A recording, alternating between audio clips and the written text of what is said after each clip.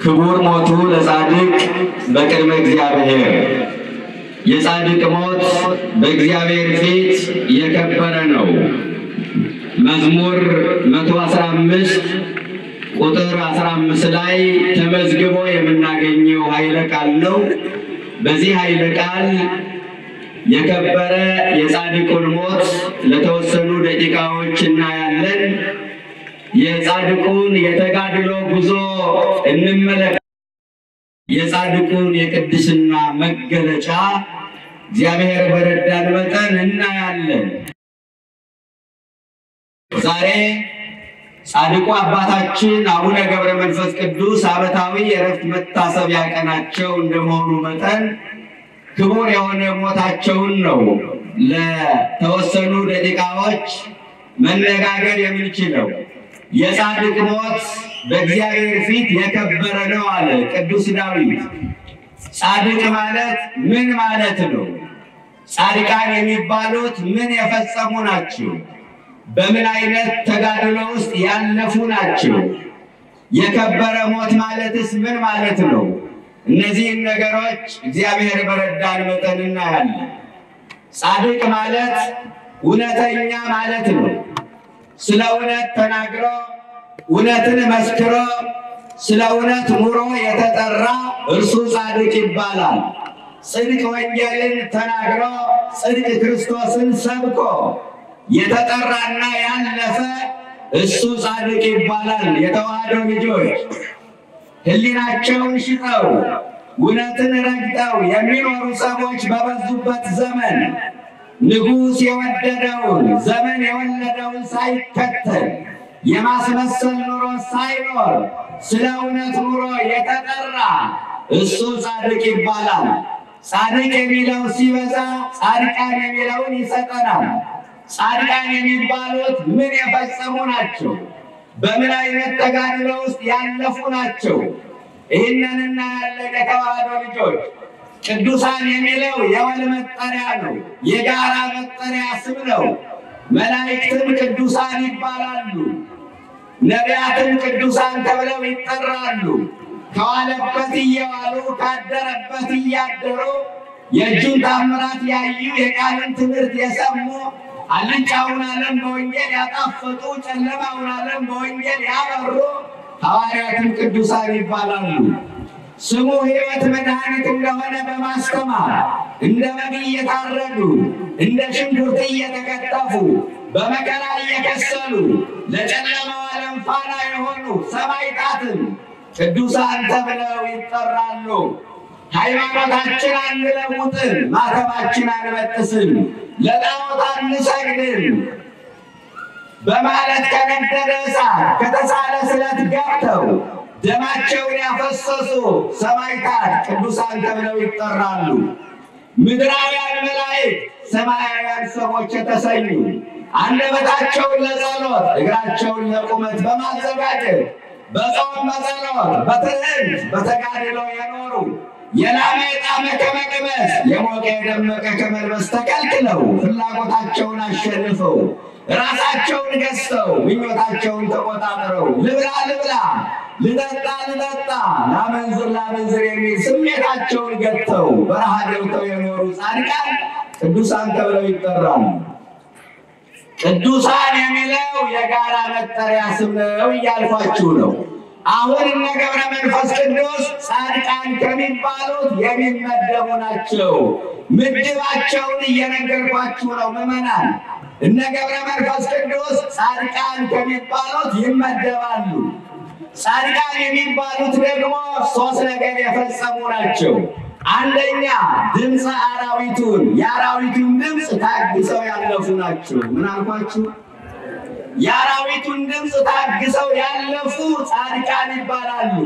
ጻድቃን የሚኖሩት በበረሃ በጫካ በዱር በገደል ነው።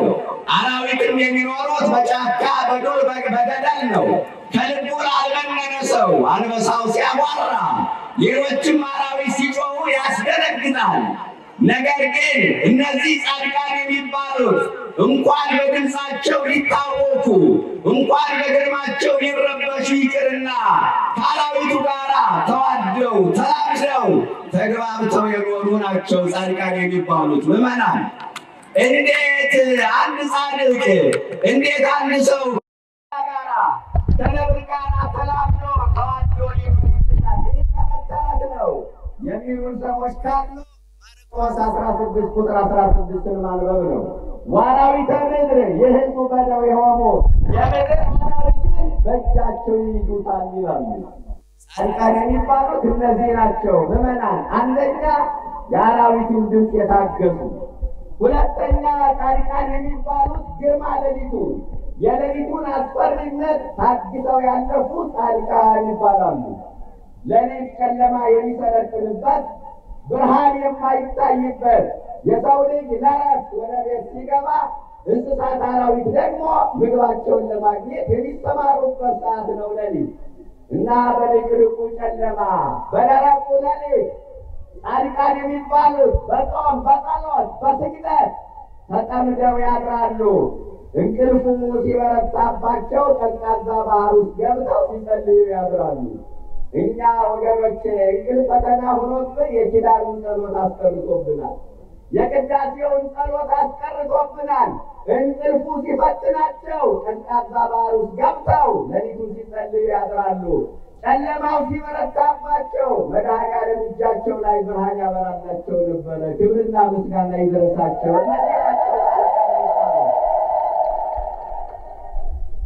አያችሁ ሌሊቱን ግርማ ሌሊቱን የሌሊቱን አስፈሪነት ታግሰው ያለፉ ከቅዱሳኑ ተጋድሎ አንዱ ትግሃ ሌሊት ይባላል።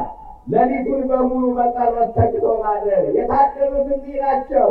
ሌሊቱን የጸሎት ሌሊት፣ የምስጋና ሌሊት፣ የመሐሌት ሌሊት፣ የስግደት ሌሊት አድርገውት ያድራሉ። ያልታደሉት ደግሞ ሌሊቱን የዝሙት ሌሊት፣ የዳንኪራ ሌሊት፣ እግዚአብሔርን የሚያሳዝኑበት ሌሊት አድርገውት ያድራሉ። ብዙ ሰዎች ሌሊት ምንድን ነው የሚሰሩት ምዕመናን? ብዙዎቹ ሌሊት ምንድን ነው የሚሰሩት? አብዛኞቹ ወንጀል ሲፈጽሙ፣ ግፍ ሲፈጽሙ፣ የማይገባ ስራ ሲሰሩ ያድራሉ። ቀን ቀን ተዘግተው ማታ ማታ ወንጀል የሚፈጸምባቸው ቦታዎች አሉ አይደል እንዴ? እያችሁ የታደሉት ግን ሌሊቱን በትጋት ያሳልፋሉ፣ በጸሎት ያሳልፋሉ። ከቅዱሳን ተጋድሎ አንዱ ትግሃ ሌሊት ሌሊቱን ተግቶ ከእግዚአብሔር ጋር ማሳለፍ ነው። እግዚአብሔር ደግሞ ከቀን ጸሎት የሌሊትን ጸሎት ይወዳል ይላሉ አባቶቻችን። ምክንያቱም ብዙ ስራ የሰራው ሌሊት ነው። የተወለደው በኩለ ሌሊት ነው። የተጠመቀው በኩለ ሌሊት ነው። የተነሳው በኩለ ሌሊት ነው። ዓለምን ለማሳለፍ የሚመጣው በሌሊት ነው። ከቀን ጸሎት የሌሊት ጸሎት ይበልጣል ይላሉ። በተለይ የዳዊትን መዝሙር ሌሊት መጸለይ ይገባል ይሉናል ሊቃውንቱ። ወይኩን ፍልፋሌ ጸሎት ሌሊተ ወመዓልተ መዝሙረ ዳዊት። በቀንና በሌሊት አንድ ሰው የሚጸልይ ጸሎት የዳዊት መዝሙር ይሁን አሉ። ለምን? ዳዊት ቀን ቀን ሲፈርድ ሀገር ሲመራ ሕዝብ ሲያስተዳድር ይውልና ማታ ማታ የሰራውን ኃጢአት እያሰበ በደሉን እያስታወሰ ሌሊቱን በሙሉ ሲያለቅስ ያድር ነበር። ስለዚህ ከቀን ጸሎት የሌሊት ጸሎት ይበልጣል። በተለይ የዳዊትን መዝሙር ተዘከርኩ በሌሊት ስመከ ነበረ ዳዊት። አቤቱ በሌሊት ስምህን አሰብኩ አለ። ብዙ ኃጢአት በሚታሰብበት ሌሊት ጻድቃን የሚባሉት እግዚአብሔርን ሲያስቡ የሚያድሩ ናቸው። ስለዚህ የተዋህዶ ልጆች ሌሊቱን የቅዱሳን ጸሎት ሌሊት አድርጎ ማደር ይገባል። የያዕቆብ ሌሊት አድርጎ ማደር ይገባል። አንዳንድ ጊዜ ታስታውሳላችሁ የያዕቆብ ሌሊት ይሁንልህ ይባላል። ሰዎች ወደ ሚራቸው ሲገቡ የያዕቆብ ሌሊት ይሁንልህ ይላሉ። ምን ማለት መሰላችሁ? መልካም መልካሙን ስታይ ደር ማለት እኮ ነው። መላእክትን እያየህ ደር እንደ ያዕቆብ ማለት እኮ ነው። መሰላሏ ድንግል ማርያምን እያየህ ደር ማለት እኮ ነው። ያዕቆብን ታስታውሱ የለ? መሸበት፣ ጊዜው መሸበት፣ ድንጋይ ተንተርሶ ተኛ። በተንተራሳት ድንጋይ ላይ የወርቅ መሰላል ተተክሎ በዙፋኗ ላይ ዙፋን ተዘርግቶ በዙፋኗ ላይ ንጉሥ ተቀምጦ መላእክቱ ሲወጡባት ሲወርዱባት አይቷል። የያዕቆብ ሌሊት ይሁንልህ ማለት እመቤታችን እያየህ ደር፣ መንፈሳዊውን ነገር እያየህ ደር፣ መላእክትን እያየህ ደር ማለት ነው። እውነት እኮ ነው። አባ ዘጊዮርጊስ ዘጋስጫ ብዙ ዘሬ እጅ በህልሙ ይላታል። እመቤታችንን በህልም ሲያዩ ማደር እኮ መታደል ነው በራሱ። ያዕቆብ መሰላላን አይደለ ሲያይ ያደረ፣ እመቤታችን በህልም ማየት በራሱ መታደል ነው። ስለዚህ ሁለተኛ ጻድቃን የሚባሉት የሌሊቱን አስፈሪነት የታገሱ ትግሃ ሌሊትን ገንዘብ ያደረጉ ናቸው ነው። ሶስተኛ ጻድቃን የሚባሉት ምን የፈጸሙ ናችሁ ካላችሁ፣ ሰብአ አጋንንት የአጋንንቱን ፈተና ተዋግተው ያሸነፉ ናቸው። አጋንንት የካበተ የውጊያ ልምድ አላቸው። ዓለም ከተፈጠረ ጀምሮ የውጊያ ስልታቸውን እየቀያየሩ የሰውን ልጅ ይፈትኑታል። ቅዱሳን ጻድቃን የሚባሉት የአጋንንትን ፈተና ተዋግተው ማሸነፍ የቻሉ ናቸው። እንዴት አጋንንትን ተዋግቶ ማሸነፍ ይቻላል? በእምነት ካልሆነ በስተቀር። በተለያየ ደረጃ ጻድቃንን ይፈትናቸዋል ሰይጣን። አንደኛ መጀመሪያ የሚፈትናቸው አዘክሮተ ዓለም ይባላል። ዓለምን በማሳሰብ ይፈትናቸዋል። የሥጋ ፍላጎት በማምጣት ይፈትናቸዋል። ይህንን ደረጃ ሲያልፉ ደግሞ ሰብአ ሕሊና ይባላል። የሕሊና ጦርነት ያመጣባቸዋል። የሕሊና ጦርነት ማለት ምን ማለት መሰላችሁ? አይምርህም፣ ዋጋ የለህም፣ ተስፋ ማስቆረጥ ማለት ነው። ዛሬ ትውልዱን ሰይጣን በረኪና ጠጥቶ በገመድ ታንቆ ኤሌክትሪክ ጨብጦ እንዲሞት እንደሚገፋፋው ሁሉ ወደ ባህር ተወርውረው እንዲጠልቁ፣ ተራራ ላይ ተከስክሰው እንዲሞቱ፣ ወደ ገደል እንዲገቡ ሰይጣን ይገፋፋቸዋል። ሰብአ ሕሊና የሕሊና ጦርነት፣ ተስፋ ማስቆረጥ፣ አይምርህም፣ ምን ዋጋ አለ በዚህ በጫካ በበረሃ ምን ትሰራለህ? የሁለት ዓለም ስደተኛ ለምን ትሆናለህ? እያለ ተስፋ ያስቆርጣቸዋል። ይህንን ፈተና ሲያልፉ እባብ እየመሰለ ዘንዶ እየመሰለ አንበሳ እየመሰለ መጥቶ ይጠመጠምባቸዋል። ይህንን ፈተና ሲያልፉ በግልጽ ራሱ ሰይጣን መጥቶ ይዋጋቸዋል። ያን ጊዜ ደስ ይላቸዋል፣ እንደተሸነፈ ያውቃሉና። ሶስት ነገሮችን ተዋግተው ስላሸነፉ ሶስት ሽልማት ይሰጣቸዋል። ስንት ሽልማት? ሶስት ፈተናዎችን ታግሰው ስላለፉ፣ አንደኛ የአራዊቱን ድምፅ፣ ሁለተኛ የሌሊቱን አስፈሪነት፣ ሶስተኛ የአጋንንቱን ፈተና ተዋግተው ስላሸነፉ ሶስት ማዕረግ ይሰጣቸዋል። አንደኛ ንጽሐ ሥጋ ይባላል። ንጽሐ ሥጋ ማለት ባሉበት ቦታ ላይ ሆነው መላእክትን ማየት፣ ባሉበት ቦታ ላይ ቆመው ዓለምን ዳር እስከ ዳር ማየት፣ ደመና ጠቅሰው ካሰቡበት ቦታ መድረስ ነው የመጀመሪያው ማዕረግ። ሁለተኛው ማዕረግ ንጽሐ ነፍስ ይሰጣቸዋል። በንጽሐ ነፍስ መላእክትን ያያሉ። ሶስተኛው ማዕረግ ንጽሐ ልቦና፣ በንጽሐ ልቦና ሥላሴን ያያሉ። ገብረ መንፈስ ቅዱስ ማለት እኔ ናቸው፣ የተዋህዶ ልጆች። ገብረ መንፈስ ቅዱስን መንቀፍ ቀላል ነው፣ ሕይወታቸውን መኖር ግን ከባድ ነው። ገብረ መንፈስ ቅዱስን ለመንቀፍ ከገብረ መንፈስ ቅዱስ በልጦ መገኘት ያስፈልጋል። ዝም ብሎ መንቀፍ አይቻልም። ሕይወታቸውን መኖር ስለማይፈልጉ አስቀድመው የማጥላላት ሥራ ይሰራሉ። አርቆ ማጠር ይባላል። አያችሁ፣ ጻድቃን የሚባሉት ሶስት ነገር ታግሰው አልፈው ሶስት ማዕረግ የተሰጣቸው፣ በአንድ ቦታ ላይ ቆመው ዓለምን ዳር እስከ ዳር የማየት ጸጋ የተሰጣቸው፣ መላእክትን የማየት ጸጋ፣ ሲያልፍ ደግሞ ሥላሴን የማየት ጸጋ የተሰጣቸው ናቸው። ጻድቃን የሚባሉት እነዚህ ናቸው። የጻድቅ ሞት በእግዚአብሔር ፊት የከበረ ነው። ጻድቁ ገብረ መንፈስ ቅዱስ ማን ናቸው? የተጋድሎ ጉዟቸው ምን ይመስላል? ጥቂት ደግሞ እሱን እናንሳ። ጻድቁ ገብረ መንፈስ ቅዱስ በሀገረ ግብፅ ተወልደው ኢትዮጵያ አባት ሆነው ያረፉ ጻድቅ ናቸው። ቅዱስ ያሬድ መስክሮላቸዋል። ኮኖ በኋላ ለሰብአ ግብፅ ወኢትዮጵያ፣ ለግብፅና ለኢትዮጵያ ሰዎች አባት ሆናቸው። ገብረ መንፈስ ቅዱስ አማን በአማን ገብረ መንፈስ ቅዱስ ሐዋርያ፣ በእውነት ገብረ መንፈስ ቅዱስ ሐዋርያ ናቸው ይላል። እውነት ነው። ገብረ መንፈስ ቅዱስ መናኝ ብቻ አይደሉም፣ ጻድቅ ብቻ አይደሉም። ገብረ መንፈስ ቅዱስ ባሕታዊ ብቻ አይደሉም። ገብረ መንፈስ ቅዱስ ሐዋርያ ናቸው፣ ወንጌላዊ ናቸው።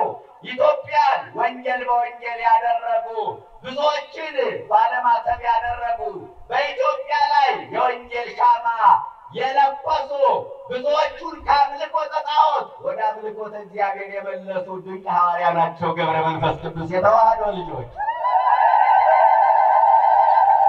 ሐዋርያ ናቸው፣ ወንጌላዊ ናቸው። ቅዱሳን ባኖሯቸው በሶስት ደረጃ ይከፈላሉ። ኢትዮጵያ ተወልደው ኢትዮጵያ ያረፉ ቅዱሳን አሉ። አንደኞቹ እነዚህ ናቸው። ለዚህ ማሳያችን ተክለ ሃይማኖት ናቸው። ኢትዮጵያ ተወልደው ውጭ ሄደው ያረፉ ቅዱሳን አሉ። ለዚህ ማሳያችን እነ አቡነ ዮስጣቴዎስ እነ ሙሴ ጸሊም ናቸው። ከውጭ ተወልደው ኢትዮጵያ ያረፉ ቅዱሳን አሉ። ለዚህ ማሳያችን አቡነ ገብረ መንፈስ ቅዱስ ናቸው። ስለዚህ ገብረ መንፈስ ቅዱስ በግብፅ ተወልደው ኢትዮጵያ ያረፉ ጻድቅ ናቸው። አባታቸው ስምዖን እናታቸው አቅሌስያ ይባላሉ። 30 ዓመት ሙሉ በመካንነት ቆይተዋል። ይገርማል። 30 ዓመት ሙሉ ልጅ አልባ ሆነው እግዚአብሔርን ደጅ ጠንተዋል። ተስፋ ሳይቆርጡ አብረው ያመሹ ባለትዳሮች ነበሩ። ስምዖንና አቅሌስያ አብረው የሚያረፍዱ ብዙ ናቸው። አብረው የሚያመሹ ግን ጥቂቶች ናቸው። አብሮ ለማርፈድ ስሜት ብቻውን በቂ ነው። አብሮ ለማምሸት ግን ቃል ኪዳን ያስፈልጋል። ስምዖንና አቅሌስያ በትዳራቸው አብረው ያመሹት ጉድለት ሳይኖርባቸው ቀርቶ አልነበረም። ልጅ ከማጣት በላይ ምን ጉድለት አለና፣ ምን የከፋ ነገር አለና፣ ጉድለታቸውን ግን ፍቅር ስለሞላው ነው። በፍቅር ውስጥ ጉድለት ቦታ የለውም፣ ማጣት ቦታ የለውም፣ ምክንያት ቦታ የለውም፣ መታመም ቦታ የለውም። ወክልኤሆሙ ጻድቃን እሙንቱ በቅድመ እግዚአብሔር እንደ ዘካርያስና እንደ ኤልሳቤጥ ሁለቱም በእግዚአብሔር ፊት ጻድቃን ነበሩ ይላል። በማን ፊት? በእግዚአብሔር ፊት ጻድቃን ነበሩ። በሰው ፊት ጻድቃን መባል ቀላል ነው። ድራማውን መቻል ነው። ተውኔቱን መቻል ነው። ቲያትሩን መቻል ነው። በእግዚአብሔር ፊት ግን ጻድቃን መባል ትልቅነት ነው። እንደ ማንኛውም ሰው በወጣትነት ዘመናቸው ስምዖንና አቅሌስያ ልጅ መውለድ ይፈልጉ ነበረ። መውለድ ግን አልተቻለም። ለምን ቢባል አቅሌስያ መካን ነበረች። ከመካንነቷ በላይ ግን ስቃይ የሆነባት የሰዎች ክፉ ንግግር ነበረ። ዛሬም አንዳንዶቹ ከመካንነት በላይ ስቃይ የሚሆንባቸው የሰዎች ክፉ ንግግር ነው። በማያገባቸው ጣልቃ የሚገቡ ሰዎች አሉ። እስካሁን ልጅ አልወለዳችሁም እንዴ? ትዳር እኮ ያለ ልጅ አይሆንም፣ ልጅ በልጅነቱ ነው እያሉ በጥያቄ የሚያቆስሉ፣ በአሽሙር የሚሳደቡ፣ በነገር ጅራፍ የሚገርፉ ሰዎች የሉም ይመናል። አንዲት ሴት ልጅን ከማይጸኑ አሰራው። ልጅን ማርኮ ቀድሶ የሚሰጠው መድኃኔዓለም ነው። ደግሞም ልጅ ለትዳር ጣዕም ሊሆን ይችላል፣ መሰረት እኮ ሊሆን አይችልም ይመናል። ያለ ልጅ እኮ ተሳስበው የኖሩ ብዙ ናቸው። ዛሬ ልጆችን ባለመውለድ ስንት ትዳር ፈረሰ።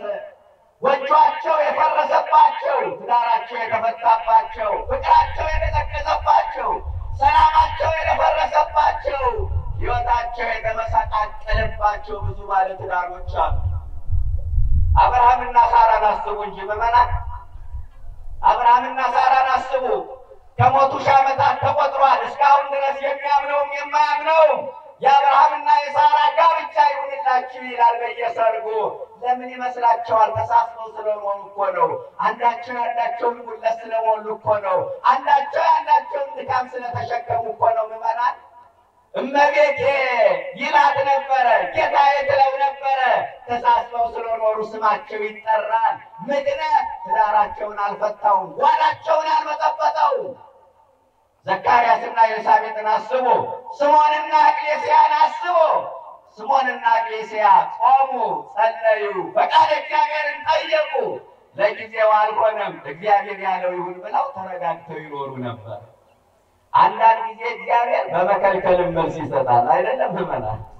በመከልከልም መልስ ይሰጣል። ብዙዎቻችን ያልተረዳነው ያልገባን ነገር ቢኖር ይህ ነው። በመከልከልም መልስ ይሰጣል እግዚአብሔር።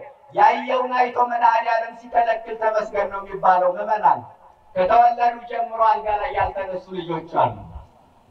ከተወለዱ ጀምሮ እንደ ይሁዳ ጌታቸውን የሚሸጡ ሰዎች አሉ። ግብረ ሰዶም የሚሆኑ ሃይማኖት የሚቀይሩ ሰዎች አሉ። ያየውን አይቶ ፈጣሪ ሲከለከል ተመስገን ነው የሚባለው። የምን ማማረር ነው? የምን ማጉረምረም ነው? የሆነው ይሁን ብለው ፈቃድ እግዚአብሔርን ተቀብለው የሚኖሩ ሰዎች ነበሩ። አንዳንድ ጊዜ እግዚአብሔር ለሰዎች ጥቅም ሲባል እንዳይወልዱ ያደርጋል። ምክንያቱም እግዚአብሔር የማይጠቅም ጸጋ አይሰጥማ። ልጅ እግዚአብሔር ጸጋ ነው ተብሎ ተጽፏል። የማይጠቅም ጸጋ ስለማይሰጥ እንዳይወልዱ ያደርጋል አንዳንድ ጊዜ እግዚአብሔር። አያችሁ፣ ይሄ የሚሆነው ግን ትእዛዙን ሕጉን ጠብቀው በሚገባ እየኖሩ ለመከሩ ሰዎች ነው። እንዲህ ከሆነ ምክንያቱ ይሄ ነው። ምዕመናን፣ የተክለ ሃይማኖት እናት ቅድስት እግዚአርያ ታስታውሷታላችሁ። የሚጠቅመኝ ልጅ ከሆነ ስጠኝ፣ የማይጠቅመኝ ከሆነ እጹም ማኅፀኔን ዝጋ እያለች ትጸልይ ነበረ። ዛሬ መካንነት ችግር የገጠማችሁ ምዕመናን ካላችሁ እግዚአብሔርን ስጠኝ እያላችሁ ከመታገል ይልቅ ፈቃድ ከሆነ ስጠኝ፣ የሚጠቅመኝ ከሆነ ስጠኝ፣ የማይጠቅመኝ ከሆነ አትስጠኝ በሉት። እግዚአብሔር ስጠኝ ካለው ይሰጠናል። ችግር የለበትም። ጌትነቱን እንዳንጠራጠር፣ ካህሊነቱን እንዳንጠራጠር ይሰጠናል። ግን የሚያጠፋ ልጅ ይሆናል። ታስታውሱ የለ በአንድ ወቅት ምዕመናን እስራኤላውያን እባክህን ንጉሥ ስጠን ብለው እግዚአብሔርን ለመኑት። የእግዚአብሔር ጊዜ አልደረሰም ነበረ። ሳኦልን አነገሰላቸው። ሳኦል ግን እግዚአብሔርን ማስከፍቶ እነሱን ማጥፍቶ ሄደ። ያለ ጊዜው የሚሆን ነገር እንደዚህ ነው። ስለዚህ የእግዚአብሔር ቸርነት ምዕመናን በመስጠት ብቻ አይደለም የሚታወቅ፣ በመከልከልም ቸርነቱ ይታወቃል። አንዳንድ ጊዜም ደግሞ እስከ ጊዜ ግብሩ ሰዎችን ያቆያቸዋል እሱ እስከወደደበት ቀን ድረስ። ምክንያቱም ጾመው ጸልየው መጽውተው የወለዱት ልጅ ስለሚጠቅም እሱ እስከፈቀደበት ቀን ድረስ ያቆያቸዋል። ብዙ ደጋግ እናቶችን ልጅ አልባ አድርጎ አቆይቷቸዋል። ልጅ አልባ ሁነው የመቆየታቸው ምስጢር ግን የተባረከ ልጅ እንዲወልዱ ምክንያት ሆኗቸዋል። በደጅ ጽናት የተወለዱ ልጆች ለሀገር ይጠቅማሉ፣ ለወገን ይጠቅማሉ፣ ለቤተ ክርስቲያን ይጠቅማሉ። ምዕመናን፣ ይስሐቅ ቢወለድ ከይስሐቅ ዘር ክርስቶስ ተወለደ። ያዕቆብ ቢወለድ የያዕቆብ ሕይወት ድንግል ማርያም ተወለደች። አያችሁ፣ በደጅ ጽናት የተወለዱ ልጆች ምን ያህል እንደሚጠቅሙ። ሳሙኤል ቢወለድ ክህነትና ምስፍናን አንድ አድርጎ ያዘ። ዳዊትን ያህል ነቢይ ቀርጾ አነገሠ። ዮሐንስ ቢወለድ መለኮትን አጠመቀ። ድንግል ብትወለድ የዓለም መድኃኒት ክርስቶስን ወለደችልን ድንግል ማርያም። ተክለ ሃይማኖት ቢወለድ ኢትዮጵያን አበራ። ገብረ መንፈስ ቅዱስ ቢወለድ ኢትዮጵያን በቃል ኪዳኑ ፈወሰ። ክብርና ምስጋና ለስሙ ይድረሰው። በቃል ኪዳኑ ፈወሰ። በደጅ ጽናት የተወለዱ ልጆች ለሀገር፣ ለወገን፣ ለቤተ ክርስቲያን ይጠቅማሉ እያልኳችሁ ነው ምዕመናን። ዛሬም የመካንነት ችግር የገጠማችሁ በምግባር በሃይማኖት ሆናችሁ በምክረ ካህን በፈቃደ ካህን እየተመራችሁ ለቤተ ክርስቲያን እየታዘዛችሁ እግዚአብሔርን ደጅ ጥኑት እንጂ ጠንቋይ ጋር አትሂዱ። አቋራጭ መንገድን አትፈልጉ ምዕመናን። የብዙዎቻችን ችግር የእግዚአብሔርን ጊዜ በትዕግስት መጠበቅ አለመቻላችን ነው። እግዚአብሔርን በራሳችን ሰዓትና ዕቅድ መምራት እንፈልጋለን። በፈለግነው ቀን ካልሆነልን ደጅህን አልረግጥም በበረሃ አላልፍም ብለን ከቤቱ እንጠፋለን። ኧረ ስምዖንና ቅሌስያን በ30 ዓመት እኮ ነው ጥያቄው የተመለሰ። እኛ እኮ 30 ቀን መታገስ ያቅተናል ምዕመናን፣ 30 ቀን መታገስ ያቅተናል። የብዙዎቻችን ችግር የእግዚአብሔርን ጊዜ በትዕግስት መጠበቅ አለመቻላችን ነው። እግዚአብሔር ቢዘገይም አይቀርምና ታገሰው። ትንቢተ ዕንባቆም ምዕራፍ 2 ቁጥር 3 አባቶቻችን ምን ይላሉ? እግዚአብሔር ቢዘገይ ሳይመሽ ይደርሳል ይላሉ። እግዚአብሔር ቢዘገይ ሳይመሽ ይደርሳል። ከኋላ ተነስቶ ከፊት መድረስ ያውቅበታል። እባካችሁ እግዚአብሔርን በትዕግስት ጠብቁት። ከስምዖን በላይ አልዘገየባችሁም፣ ከቅሌስያ በላይ አልዘገየባችሁም። ዘይቶብኛል አትበሉ፣ እግዚአብሔርን ረስቶኛል አትበሉ ምዕመናን። ረስቶኛል ትቶኛል ማለት የክህደት ዋዜማ ነው። ጌታውንም አውሮ መግባት አንችልም፣ አድሮ መነሳት አንችልም። ትቶኛል አትበሉ። ሰው ለጥያቄው መልስ ሲያጣ መከራው ሲበዛበት ቀኑ ሲረዝምበት እግዚአብሔር ትቶኛል ረስቶኛል ይላል። ቀቢጸ ተስፋ ላይ ሲደርስ ደግሞ ደረጃውን ከፍ ያደርገውና እግዚአብሔር አይወደኝም ይላል። ከዛ ከፍ እያለ ሲሄድ ደግሞ እግዚአብሔር የለም ማለት ነው። ለነገሬ እንዲህ ሆኖላቸው ለእኔን ከተወኝ ከረሳኝ እግዚአብሔር የለም ማለት ነው። በአንድ ወቅት እስራኤል እንዲህ አይነት ቀቢጸ ተስፋ ገጥሟቸው ነበረ። በትንቢተ ኢሳይያስ ምዕራፍ 58 ቁጥር 15 ላይ ስለምን ጾምን አንተም አላወቅከንም፣ ስለምን ራሳችን አዋረድን አንተም አልተመለከትከንም አሉ። ጾመው ጸልየው ለጥያቄያቸው መልስ በማጣታቸው እግዚአብሔር አልተመለከተንም እስከ ማለት ደርሰዋል። እግዚአብሔር አይመለከትም ምዕመናን። ዘፈጠራሁ ለዓይን ይሬይማ አለ ዳዊት። ዓይንን የፈጠረ እግዚአብሔር አያይምን? እግዚአብሔርማ ያያል። የእግዚአብሔር ዓይኖችማ ብሩሃን ናቸው አይጨልሙም። የእግዚአብሔር ዓይኖችማ ምሉዓን ናቸው አይወሰኑም። የእግዚአብሔር ዓይኖችማ ኃያላን ናቸው አይደክሙም። የእግዚአብሔር ዓይኖችማ ጻድቃን ናቸው አያደሉም። እግዚአብሔርማ ያይም አይባልም። ዛሬም እንዲህ አይነት ሰዎች አሉ። ጾመው ጸልየው ለጥያቄያቸው መልስ በማጣታቸው እግዚአብሔር የረሳቸው እየመሰላቸው ይቅበዘበዙ ብዙ ሰዎች አሉ። እጾማለሁ፣ እጸልያለሁ፣ አስራት አወጣለሁ፣ ገዳም እሄዳለሁ፣ እቆርባለሁ፣ ጥያቄ ያልተመለሰም፣ ጸሎት ያልተሰማም፣ ስለት ያልሰመረም፣ እግዚአብሔር እኔን እንደ ሰው ያስበኝ መቼ ነው? እስከ መቼ ከሰው በታች እሆናለሁ ብለው ተስፋ የቆረጡ ሰዎች አሉ። ተስፋ መቁረጥ የኃጢአት ምንጭ ነው። ወንኩሉ ያቲ ቀቢጸ ተስፋ፣ ከሁሉም ተስፋ መቁረጥ የከፋ ነው። የሰው ኃይሉ ያለው በጉልበቱ ውስጥ አይደለም፣ በተስፋ ውስጥ ነው። ተስፋ የሌለው ሰው ጉልበት እንኳን ቢኖረው መራመድ አይችልም። ጉልበት አልቆ ግን በተስፋ መራመድ ይቻላል። እባካችሁ ምዕመናን ተስፋ አትቁረጡ። ባያችሁት በሰማችሁት በሆነው ነገር እግዚአብሔር ይቀናለው በሉ፣ ጠብቁት። ከስምዖንና ከአግኔስያ የምንወስደው ትምህርት ይሄ ነው። የምናገኘው መልእክት ይሄ ነው። ስምዖንና አግኔስያ እግዚአብሔርን ደጅ ጠኑት። ቆይቼ እግዚአብሔርን ደጅ ጠናሁት አይደል የሚለው? እርሱም ዘንበል አለልኝ እኮ ነው የምለው። ዘንበል እስኪል ታገሱት እንጂ፣ ዘንበል እስኪል ጠብቁት እንጂ ምዕመናን። እና አላሳጥራላችሁ ገብረ መንፈስ ማነው? ስምዖንና አግኔስያ ባጭሩ ጾሙ፣ ጸለዩ፣ ፈቃድ እግዚአብሔርን ጠየቁ። መጋቢት 29 ቀን ገብረ መንፈስ ቅዱስ ተጸነሱ። ታኅሳስ 29 ቀን ጻድቁ አባታችን ገብረ መንፈስ ቅዱስ ተወለዱልን። የተዋህዶ ልጆች ተወለዱ። በተወለዱ በሦስተኛው ቀን ስብሐት ለአብ፣ ስብሐት ለወልድ፣ ስብሐት ለመንፈስ ቅዱስ ዘአውጻእከኒ እምሰማይ ጽልመት፣ ከጨለማ ወደ ብርሃን ላወጣኸኝ ለአብ ምስጋና ይገባል አሉ። ለወልድም ምስጋና ይገባል፣ ለመንፈስ ቅዱስም ምስጋና ይገባል። በስንተኛው ቀን? በሶስት ዓመት እኮ አይደለም፣ በሦስተኛው ቀን ፈጣሪያቸውን ማመስገን ጀመሩ። ይገርማል። እኛ በዚህ ዕድሜያችን እንኳን ማመስገን አቃተን እኮ። ቢሞላም ቢጎልም ደስ ቢለንም ቢከፋንም ብናጣም ብናገኝም ምዕመናን ግድ የላችሁም ተመስገን ማለትን ልመዱ። እውነት ነው፣ ብዙ የምናጉረመረምበት ነገር አለ። የጎደለን ነገር ብዙ ነው። ያሳዝነን ነገር ብዙ ነው። ማያስደስተን ነገር ብዙ ነው። ግን ምን ዋጋ አለው ማማረሩ? ማመስገኑ አይሻልም ምዕመናን? ተመስገን ማለት ይሻላል። ብዙዎቻችን ተመስገን የምትለው ቃል ታጥርብናለች። እባካችሁ ተመስገን በሉ። ከምን ተነፍሰው አየር ጀምሮ መዋዕለ ንዋያቸውን ያፈሰሱበት ባለጠጎች ቢኖሩ ኑሮ ጉሮሯችን ላይ ቆጣሪ ተክለው ብንከፍል እንኳን ማስፈራሪያቸው በጭንቀት ይገድለን ነበረ። እኛ በነፃ ስለምንስበው አየር ማመስገን አቅቶናል። ግድ የላቸው ምስጋና የተሻለ ነው። ሆስፒታል ሲሄዱ አየር ተገጥሞላቸው ሰዎችን ታገኛላችሁ። እያንዳንዷ ትንፋሽ ዋጋ ታስከፍላለች። እኛ በነፃ ስለምንስበው አየር ማመስገን አቅቶናል። ካልተሰጠን የተሰጠን ብዙ ነው። ከሌለን ያለን ብዙ ነው።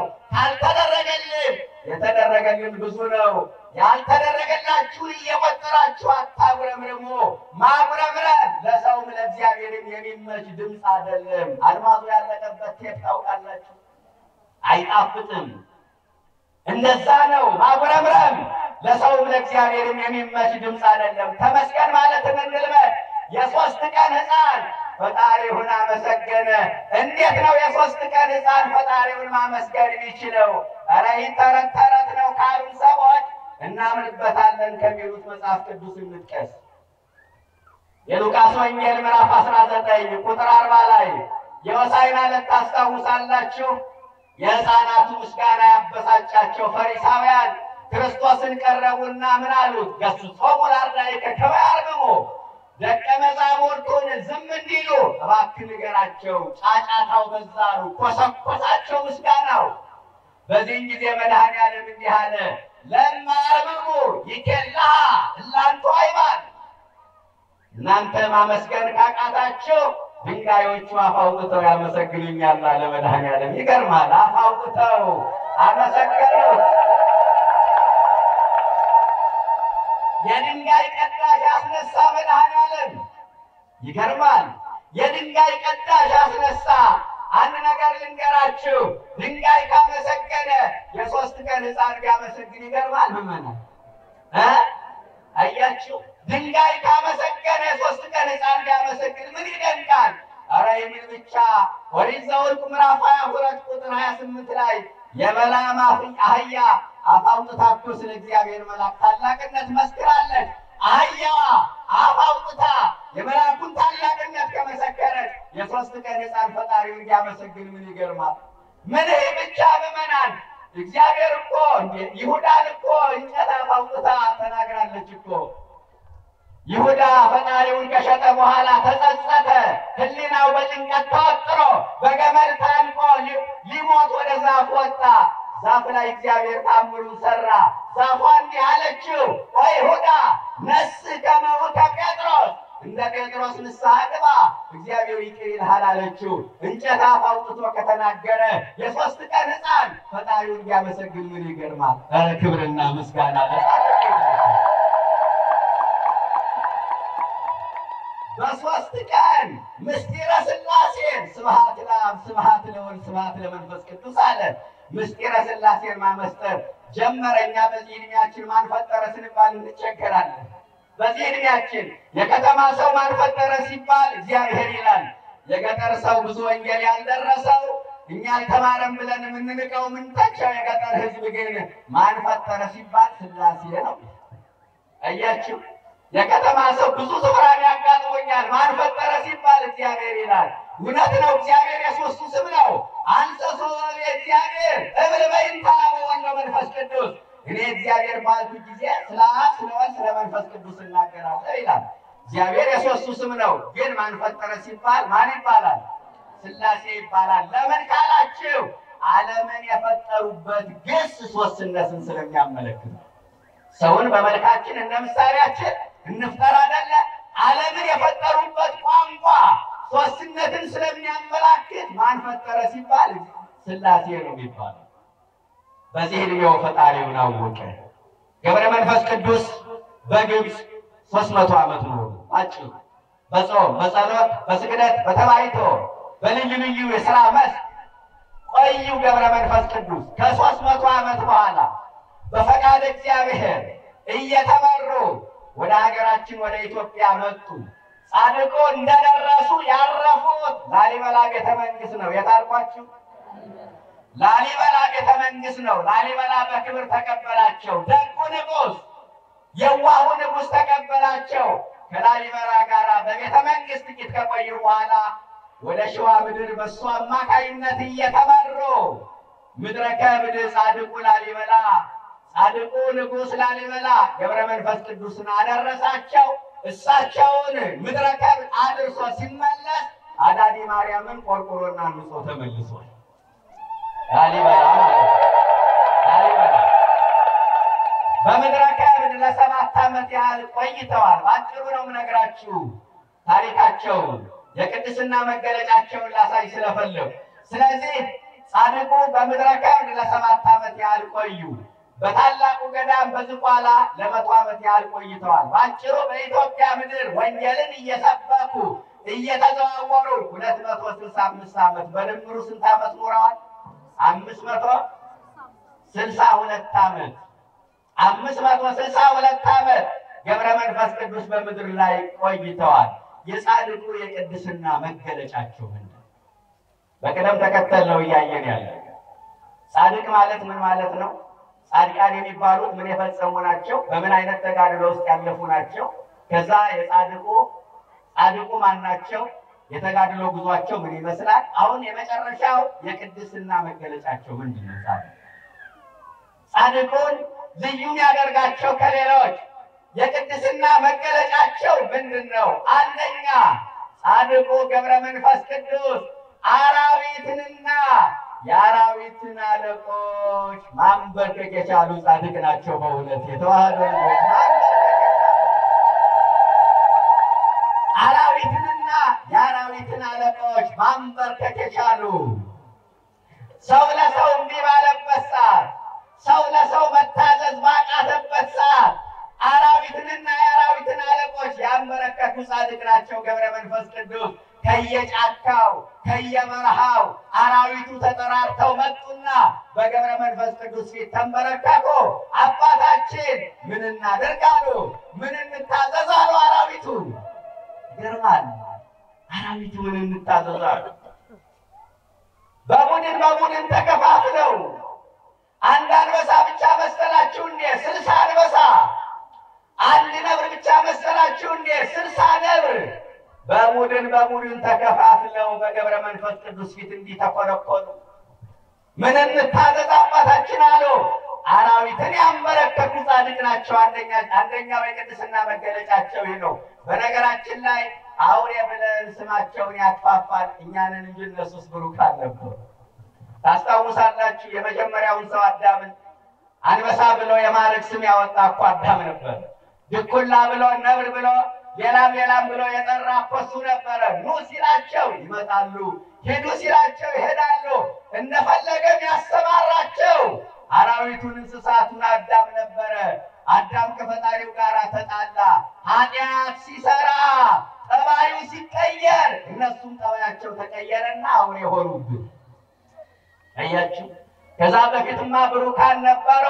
አሁን ገብረ መንፈስ ቅዱስ ላይ የምናየው ነገር ምንድነው ካላችሁ፣ አዳም ኃጢአት ሳይሰራ ገነት ላይ በነበረበት ሰዓት አራዊትን የሚያንበረክክበት የቅድስና መገለጫ እንደወረደ ገብረ መንፈስ ቅዱስ ላይ ታይቷል።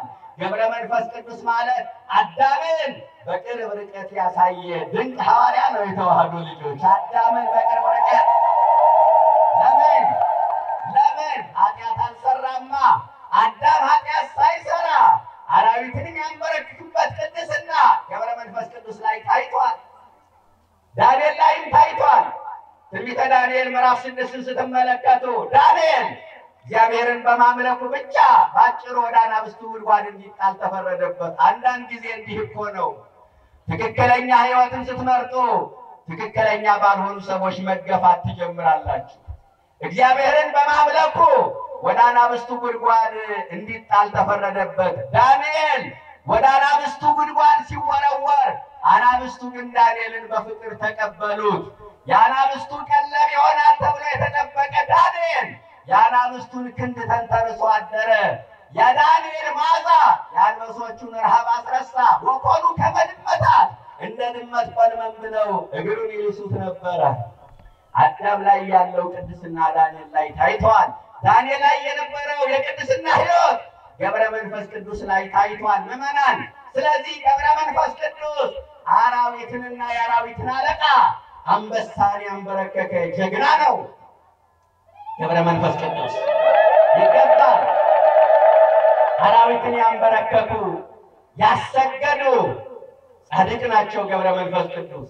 ሰው ለሰው እርስ በርስ መግባባት ባቃተን ሰዓት ሰው እንደ ሰው ተፈጥሮ ከአውሬ በከፋበት ዘመን ጥላቻን ያረገዘ ለበቀል የሚሮጥ ወንድሙን ለመግደል ቀን የሚጠብቅ ትውልድ በበቀለበት ዘመን አንገት እየቆረጠ እጅ እየቆረጠ ዋንጫ እንደበላ የሚጨፍር ትውልድ በበዛበት ዘመን አንገት እየቆረጠ እጅ እየቆረጠ ፎቶ እየተነሳ ፖስት የሚያደርግ ትውልድ በበቀለበት ዘመን እንኳን ከሰው ጋር ከአውሬ ጋር መኖር እንደሚቻል ያስተማሩ ጻድቅ ናቸው ገብረ መንፈስ ቅዱስ። እንኳን ከሰው ጋር ከአውሬ ጋር መኖር እንደሚቻል እያችሁ ፍቅር በቀዘቀዘበት ሰው ፈልጎ ባልተወለደበት ቋንቋ አንገቱን በሰይፍ በሚቀላበት ዘመን ሰዎች ለዓመታት ከኖሩበት ቀያቸው መጤነሽ ተብለው በሚፈናቀሉበት ዘመን እንደ ሄሮድያዳ በሞተ የአካል ክፋይ የሚደሰቱ ሰዎች በበዙበት ዘመን እንደ ወለተ ሄሮድያዳ ምላስ ቆርጠው አንገት ቆርጠው የሚደሰቱ ሰዎች በበዙበት ዘመን ከሞት በኋላ ዓይን የሚያወጣ ምላስ የሚቆርጥ አስከሬን በሳት የሚለበልብ አውሬ ትውልድ በበዛበት ዘመን እንኳን ከሰው ጋር ከአውሬ ጋር መኖር እንደሚቻል ያስተማረ ድንቅ ጻድቅ ነው ገብረ መንፈስ ቅዱስ። በረከቱ ይደርብን በእውነት። አንደኛው ይሄ ነው የቅድስና መገለጫቸው። ሁለተኛ የቅድስና መገለጫቸው ምንድነው ካላችሁ ገብረ መንፈስ ቅዱስ ተወለዱ፣ ኖሩ፣ ሰሩ እንጂ በምድር ላይ ምግብ አልበሉ።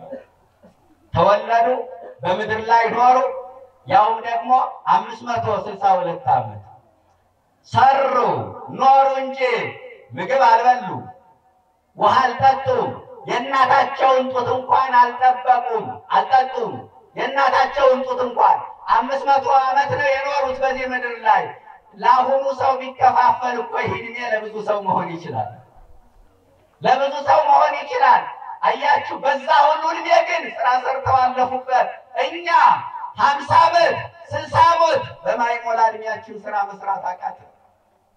ኧረ እባካችሁ በዕድሜያችን ስራ እንስራበት፣ በጊዜያችን እንወቅበት። ኧረ ዕድሜ ብድር ነው፣ ብድር አያኮራም፣ ብድር አያመጻድቅም።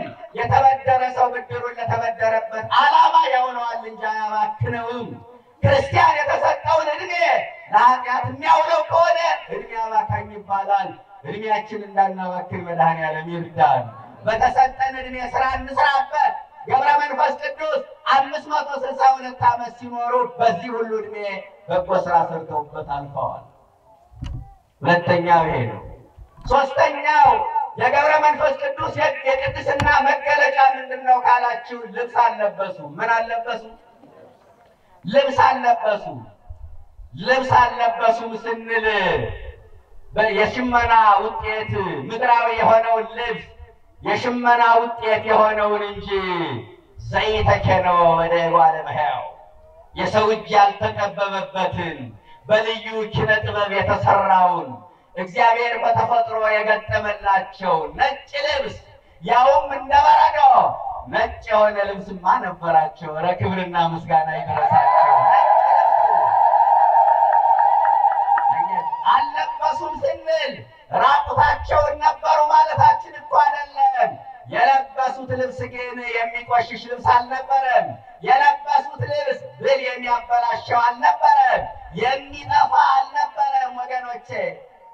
የሚጠፋ የሚያረጅ ብል የሚበላው ልብስ አልነበረም። ገብረ መንፈስ ቅዱስ የለበሱት ልብስ አይ ቅዱሳን የነፍሳቸው ቅድስና ለስጋቸው፣ የስጋቸው ቅድስና ለመቋሚያቸው፣ ለጥምጥማቸው፣ ለልብሳቸው ተርፎ ድንቅ ስራ ሰርተውበት አልፈዋል። ታስታውሳላችሁ፣ ሙሴ ከልጅነቱ ጀምሮ የያዛት በትር እስከ ሞቱ ድረስ አልተሰበረችም ነበር። ከልጅነቱ ጀምሮ የያዛት በትር የለበሰው ልብስ 40 ዓመት ተጠቅሞበታል። የለበሰውን ጫማ 40 ዓመት ተጠቅሞበታል። ቅዱሳን እኮ ለልብሳቸው ሳይቀር ዕድሜ ይጨምራሉ። ይገርማል እኮ በእውነት እንኳን ለኛ ለልብሳቸው ሳይቀር ቅድስናቸው ተርፎ ዕድሜ ይጨምራሉ። ቁሳቁሱ ሳይቀር ወደ ቅዱሳን ሲጠጉ ይባረካሉ። እንኳን የሰው ዘር ቁሳቁስ ሳይቀር ወደ ቅዱሳን ሲጠጋ ይባረካል። ከቅዱሳን ያስጠጋን ጌታ በእውነት ስሙ የከበረና የተመሰገነ ይሁን። ሶስተኛው የቅድስና መገለጫቸው ልብስ አልለበሱም። አራተኛ የቅድስና መገለጫቸው የ3 ዓመት መናኝ ነበሩ። ገብረ መንፈስ ቅዱስ የስንት ዓመት መናኝ? የ3 ዓመት ልጅ ከእናቱ እቅፍ እንኳን ይወርዳል። የ3 ዓመት ሕፃን የ3 ዓመት መናኝ ልክ እንደ ድንግል ማርያም ወይ መታደል። ድንግል ማርያምን እኮ መሰሏት እናታቸው ድንግል ማርያም የ3 ዓመት መናኝ አይደለች? መናኒት ዓለም በ3 ዓመቷ እኮ ነው ከእናት አባቷ ተለይታ ቤተ መቅደስ የገባችው። እድገቷ ቤተ መቅደስ፣ ምግቧ ሰማያዊ፣ ማህበራዊ ኑሮን ያሳለፈችው ከመላእክቱ ጋር ነበረ። የ3 ዓመት መናኝ ገብረ መንፈስ ቅዱስ ድንግል ማርያምን በምናኔ የመሰሉ። በነገራችን ላይ ገብረ መንፈስ ቅዱስና ድንግል ማርያም የሚመሳሰሉበት ብዙ ነገር አለ። ኢትዮጵያውያን ለድንግል ማርያም ትልቅ ቦታ አላቸው፣ ትልቅ ቦታ አለን። በእያንዳንዷ እንቅስቃሴያችን ለእመቤታችን ትልቅ ቦታ አለን። ለገብረ መንፈስ ቅዱስም ኢትዮጵያውያን ከድንግል ማርያም ቀጥሎ ትልቅ ቦታ አለን። በሕዝቡ ባህል ውስጥ ትልቅ ቅቡልነት ያላቸው ጻድቅ ናቸው። እስኪ ይትባሉን ልንገራችሁ፣ ደግሞ ከመጽሐፍ ቅዱስ ወጣ ልበልና ይትባሉን ልንገራችሁ፣ እሴቱን ልንገራችሁ፣ ትውፊቱን ልንገራችሁ። እስኪ ገብረ መንፈስ ቅዱስ በሕዝቡ ዘንድ ምን ያህል ተወዳጅ እንደሆኑ ታውቃላችሁ ምዕመናን? ለምሳሌ አንበሳና ነብር ተስማምተው አያውቁም አይደል ምዕመናን? ሁልጊዜም ጠበኞች ናቸው። ገብረ መንፈስ ቅዱስ ስል ግን ተስማምተው ታያላችሁ። እና ሰዎቹ ሲጣሉ አልታረቅም ሲሉ ሽማግሌ ተሰብስቦ ይመጣና ምን ይላል? አቦን ሁነን መጥተናል ታረቁ ይላል። አያችሁ በሕዝቡ ዘንድ ባይነት አቦን ሁነን መጥተናልና ምን በሉ ታረቁ ይላል። ምን ይሄ ብቻ? ለምሳሌ አቦ ጠበል የሚባል ታውቃላችሁ አይደለ? አንድ ሰው ምግብ እየበላ ድንገት አልወርድለት ቢል ወይም ቢያንቀው ማለት ነው ያቡየን ጸበል 3 ጊዜ ያቡየ ጸበል እያል ውሃውን ጠጣውና ይወርድልሃል ይባላል። ከዛ 3 ጊዜ ያቦ ጠበል እያለ ውሃውን ሲጠጣው እዚያ አንገቱ ላይ የቆመ ይወርድለታል። አያችሁ በሕዝቡ ዘንድ ያላቸውን ተቀባይነት ነው ነገራችሁ ምዕመናን። ያቦ ብቅል ፈጫለሁ ሲባል ሰምታችሁ ታውቃላችሁ? ያቦ ብቅል ፈጫለሁ ምን ማለት መሰላችሁ? አንድ ሰው በማያውቀው ሀገር ሄዶ ድንገት ስሙ ከተጠራ የሚያውቀው ሰው የለውም። ስሙ ድንገት ከተጠራ ምን ያደርጋል? አይ የጠራው ምናልባት ሰይጣን ሊሆን ይችላል፣ ስለዚህ ያቦን ብቅል ፈጫለሁ ብለህ ተናገር ሲል ያን ጊዜ ያቦን ብቅል ፈጫለሁ። ይሄ ብቻ አይደለም። ለምሳሌ አሁን በግምት የሚናገር ሰው አቦሰት የሚባል ሰው ሰምታችሁ አታውቁ? አቦሰት ይባላል። በግምት የሚያወራ ሰው ማለት ነው። በግምት የሚናገር ሰው አቦሰት ይባላል። አራዊቱ እንስሳትን ለመብላት የቤት እንስሳትን ሲመጡ ገበሬው ምን ይላል? በአቦ ይዣለሁ። ያን ጊዜ ወደ ኋላ ይመለሳል። በነገራችን ላይ አንበሳና ነብር ምዕመናን የገብረ መንፈስ ቅዱስ ስም ሲጠራ ፈዘው ይቆማሉ። አያችሁ ፈዘው ይቆማሉ። ይሄ ብቻ አይደለም። አሁን በሕዝቡ ዘንድ የሚባል ደግሞ ሌላ ነገር አለ። በአቦ በስላሴ ይዣለሁ። ከስላሴ ጋርም ስማቸው ተያይዞ ይነሳል። ይሄ አጥብቆ መለመንን ያጠይቃል። አንድ ሰው በአቦ በስላሴ ከተባለ ፍንክቻ አይልም። የተለመነውን ነገር ሁሉ ይሰጣል፣ ያደርጋል። እስከዚህ ድረስ ትልቅ ስም አላቸው። ገበሬው ለገብረ መንፈስ ቅዱስ ትልቅ ቦታ አለው። በእኛ ቤተ ክርስቲያን ክረምት የሚገባው ሰኔ 26 ቀን ነው። በገበሬው አቆጣጠር ግን ክረምት የሚገባው ሐምሌ 5 ቀን ነው። ለገብረ መንፈስ ቅዱስ ካለው ፍቅር እኮ ነው ክረምቱ የሚወጣው በገበሬ አቆጣጠር ጥቅምት 5 ቀን ነው። በልግ የሚገባው በገበሬ አቆጣጠር የካቲት 5 ቀን ነው። የካቲት 5 ቀን ዝናብ ካልዘነበ ገበሬው ያዝናል። ምን ይላል መሰላችሁ? የካቲት 5ን አይተህ ተሰደድ መሰደድ ካልቀረ ይላል የሀገሬ ገበሬ። የካቲት 5ን አይተህ ምን በል? የካቲት አቦን ነው እንጂ ይቅርታ እኔ ነኝ ያበላሽሁት። የካቲት አቦን አይተህ ምን በል? ተሰደድ ይላል። አያችሁ አንድ ሰው ትዳር ከያዘ በያዘ ማግስት ገበሬ ትዳር በያዘ ማግስት ያቡየን ጸበል ይጠጣል። የገብረ መንፈስ ቅዱስን ጸበል ዝክር ይዘክራል። ትዳሩ ይሰምርለታል ይባላል። መንገዱ ሁሉ ይከናወንለታል ይባላል። ምን እያልኳችሁ እንደሆነ ገብቷችኋል? ከድንግል ማርያም ቀጥሎ ኢትዮጵያ ላይ ትልቅ ቦታ አላቸው ገብረ መንፈስ ቅዱስ እያልኳችሁ ነው። ትልቅ ቦታ አላቸው። በሕዝቡ ዘንድ ተቀባይነት ያላቸው ታላቅ ጻድቅ ናቸው። በእያንዳንዱ እንቅስቃሴ የሚጠሩ ጻድቅ ናቸው። መጨረሻ የገብረ መንፈስ ቅዱስ መገለጫቸው የ3 ዓመት መናኝ ከድንግል ማርያም ጋር ያመሳሰልኩትን ምክንያት ነው ያሳየኋችሁ። በመጨረሻ ማነሳላችሁ ገብረ መንፈስ ቅዱስ የቅድስናቸው መገለጫ ምንድነው? አሁን ሊቃውንቱ ሰምተናል። ወረዱ የውም ይትቀበሉከ በብሂል አማን ገብረ ሕይወት ገባሪ ኃይል አይደል ያሉ ታምር አድራጊው ገብረ መንፈስ ቅዱስ መላእክት ሊቀበሏቸው የወረዱ ጻድቅ ናቸው። በዛሬው ዕለት ቅድስት ነፍሳቸው ከቅድስት ሥጋቸው በምትለይበት ሰዓት መላእክት ወረዱ አቀባበል ሊያደርጉ የገብረ መንፈስ ቅዱስን ሰፈር። ወገኖቼ የገብረ መንፈስ ቅዱስ የሚገርም እኮ ነው። የሐዘን ቤት አይደለም። በድር ድንኳን ሰዎች ተሰብስበው ደረት እየደቁ ፊታቸውን እየቧጨሩ ጥቁር ልብስ እየለበሱ የሚያለቅሱ ሰዎች አይደለም። ገብረ መንፈስ ቅዱስን ዛሬ ያጀቧቸው መላእክት ናቸው ያጀቧቸው። ግሩማን መላእክት ሱራፌል ወኪሩቤል ናቸው ያጀቧቸው የተቀበሏቸው። ባለቤቱ ሊቀበላቸው ወረደ። ድንግል ማርያም ልትቀበላቸው ወረደች። መላእክት አቀባበል ሊያደርጉ ወረዱ። የገብረ መንፈስ ቅዱስ ሰፈር የሐዘን ቤት መሆኑ ቀረና የሰርግ ሰፈር መሰለ። የተዋህዶ ልጆች የሰርግ ሰፈር። ጨርሻለሁ። አራዊቱ ግን አዘኑ። አራዊቱ አለቀሱ። አንበሳና ነብር አለቀሰ። ከእንግዲህ በኋላ ማን የረገጠውን አቧራ ምግብ ሆኖን እንበላለን ብለው አለቀሱ። ማን የረገጠውን አቧራ? ምክንያቱም ገብረ መንፈስ ቅዱስ የረገጠው አቧራ ትኩስ ሥጋ እየሆኑላቸው ይመገቡ ነበር። ትኩስ ሥጋ እየሆነላቸው ከእንግዲህ በኋላ ማን ምግባችን ይሰጠናል ብለው አለቀሱ። እቺ ቤተ ክርስቲያን የምታከብረው አንበሳና ነብር ያለቀሰለትን ጻድቅ ነው። የተዋህዶ ልጆች አንበሳና ነብር እቺ ቤተ ክርስቲያን የምታከብረው አንበሳና ነብር ያከበሩትን ጻድቅ ነው እያከበረች የምትገኘው። ክቡር ሞቱ ለጻድቅ በቅድመ እግዚአብሔር።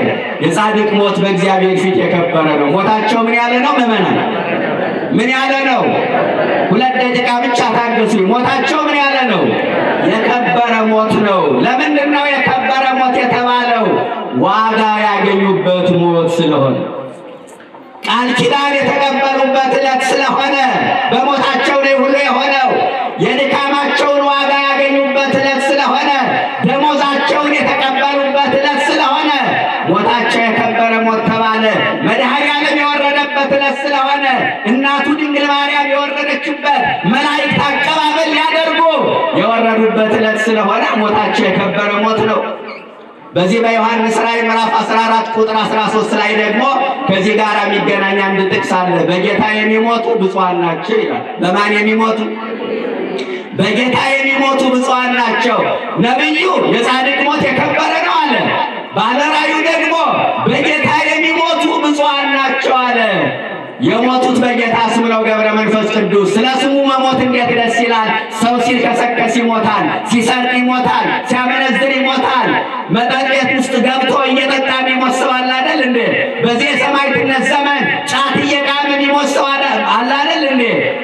ገብረ መንፈስ ቅዱስ ግን የሞተው በጌታ ስም ነው። በጌታ ስም ብዙዎቹ ሞቱ፣ የገብረ መንፈስ ቅዱስን ፈለግ የተከተሉ። ዛሬም ብዙዎቹ በሰማዕትነት ያልፋሉ። ምክንያታቸው ጌታ ነው። ምክንያታቸው ክርስትና ነው። ምክንያታቸው ቤተ ክርስቲያን ናት። ቤተ ክርስቲያን ትቀደስ፣ የእኛ ደም ይፍሰስ፣ ታሪክ ይቆይ፣ እኛ ግን እንጥፋ እያሉ ብዙዎቹ በሰማዕትነት ተሰውተዋል። ምክንያታቸው መስቀሉ ነው። ምክንያታቸው ገዳማቸው ነው። ገብረ መንፈስ ቅዱስ ባረፉበት በታላቁ ገዳም በቅርብ እንደሰማነው በጾም በጸሎት ቀድሰው የሚያቆርቡ፣ ሰብከው የሚያሳምኑ፣ መክረው ለንስሐ የሚያበቁ ገዳማውያን አባቶቻችን በሰማዕትነት አርፈዋል። መነሻቸው ገብረ መንፈስ ቅዱስ ናቸው። ምክንያታቸው ጌታ፣ ምክንያታቸው ቤተ ክርስቲያን፣ ምክንያታቸው ክርስትና፣ ምክንያታቸው መስቀሉ። ብዙዎቹ መስቀሉን አናወልቅም፣ ማተቡን አንፈታም፣ ማተባችን ከሚበጠስ አንገታችን ይበጠስ፣ መስቀሉን አናወልቅም፣ ክርስቶስን አንክደውም፣ ዋጋ ከፍሎልናል፣ ከዓለም ፍቅር የክርስቶስ ፍቅር ይበልጥብናል ብለው በሰማዕትነት ተሰውተዋል። እባካችሁ ጀግኖቹ ለማተባቸው ሲሉ ተሰውተዋል። ለመስቀላቸው ሲሉ ሰማዕትነትን ተቀብለዋል።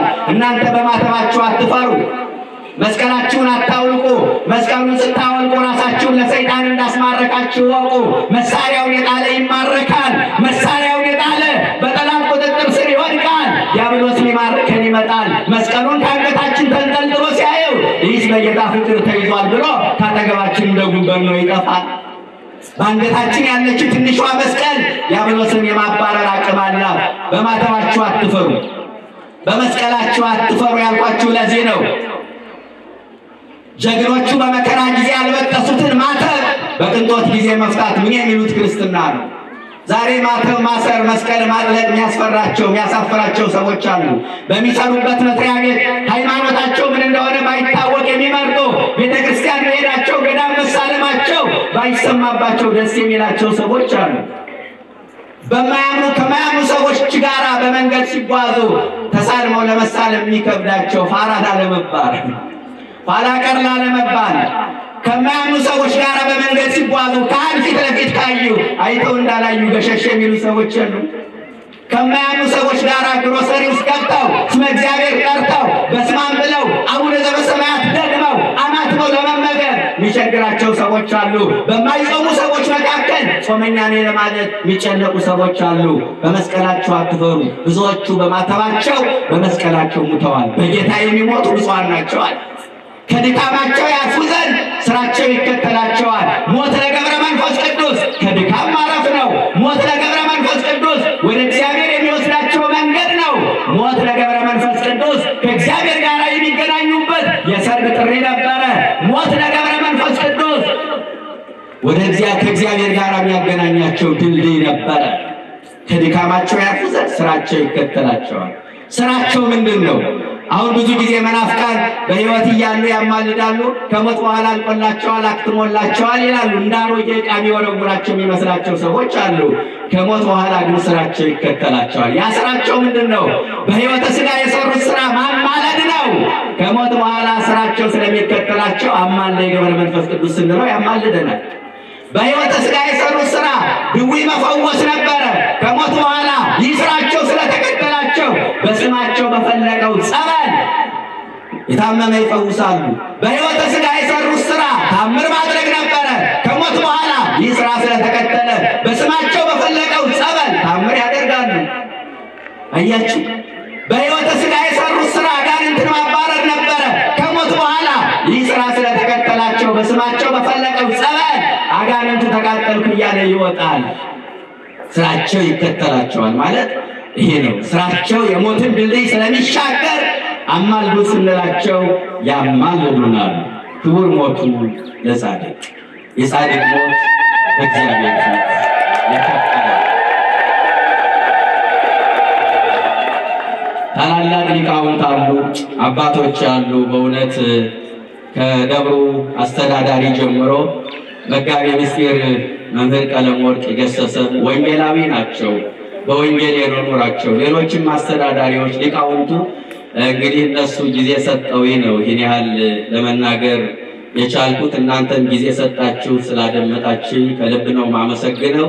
የከበረ ሞታቸውን አክብረን እንድንባረክ እንድንከብር መድኃኔዓለም ሁላችንንም ይርዳን። እንደ ዛሬዋ ቀን የዛሬ ዓመት ደርሰን የጻድቁን በዓል እንድናከብር ቅዱስና መልካም ፈቃዱ ይሁንልን። ንስሐ ገብተን ሥጋውን በልተን ክቡር ደሙን ጠጥተን የአባቶቻችን ከተማ የቅዱሳንን ርስት እንድንወርስ መድኃኔዓለም ይፍቀድልን። ወስብሐት ለእግዚአብሔር።